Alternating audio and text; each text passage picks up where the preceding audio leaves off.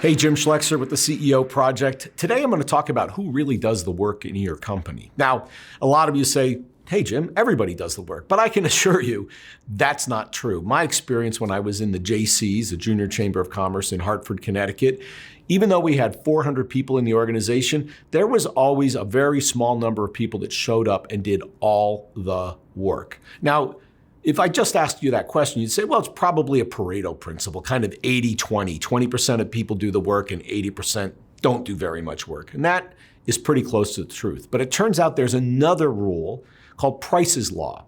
And Price's Law is that it is the square root of the number of people in the company that do all the work.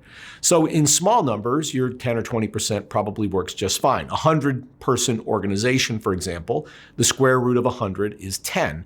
There's probably 10 people doing most of the important work in a 100-person company. Not to say the other 90 are sitting at their desk drinking coffee, but the level of contribution, the impact they're having on the company is profoundly small. In a 1,000-person company, this might only be 100 people that are doing most of the work. So when you're thinking about who does the work, first is you need to figure out who that square root of your number of employees are, who is really doing the work, and reward them generously, because they're not just A players, they're A+ players, and they're the ones that really make the difference.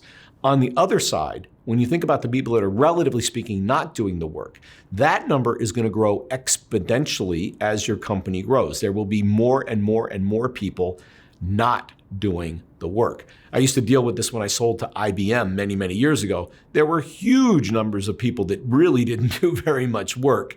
And there were a very, very limited number of people who actually did the work. And you had to find those people if you wanted any project to be successful. That's also true as a leader in a large-scale organization. So what do you do to try to prevent this? Well, one is you're very, very careful about hiring. I've talked before about hiring exceptional people. I guarantee everybody in that square root of the number category are exceptional individuals in many ways in their life. So you want to look for those because you got a better shot at getting a high performer.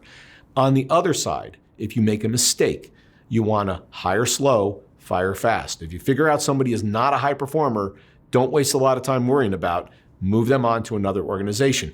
I guarantee there's some place they'll be successful. It may not be at your organization though. So square root of the number of employees in your company are doing most of the work.